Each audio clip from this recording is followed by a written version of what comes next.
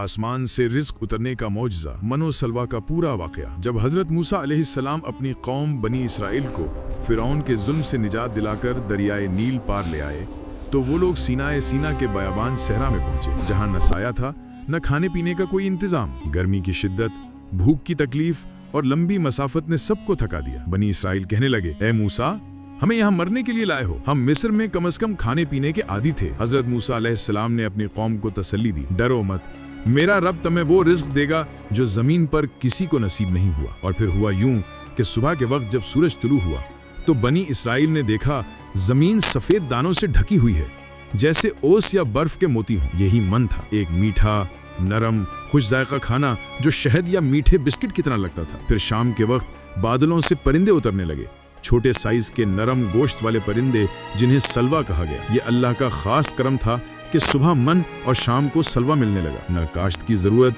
न शिकार का मशक्कत, बस ईमान, सब्र और शुक्र की शर्त थी। अल्लाह ताला ने मूसा अलैहिस्सलाम के जरिए फरमाया, ऐ मेरी कौम, इस रिस्क में से खाओ पियो, मगर ज्यादा जमा न करना। हर दिन का रिस्क मैं खुद दूंगा। मगर कुछ लोगों ने दिल में लालच पैदा किया। उन्होंने सोचा अगर कल न उतरा तो।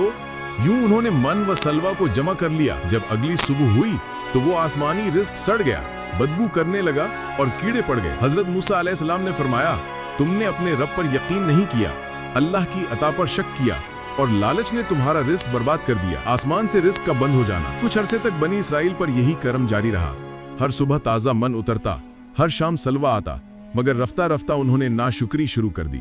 वो कहने लगे, ए मूसा, हमें तो एक ही तरह का खाना खा खा कर तंगी हो गई। हम दाल, प्याज, लहसुन, खीरे और मसूर चाहते हैं।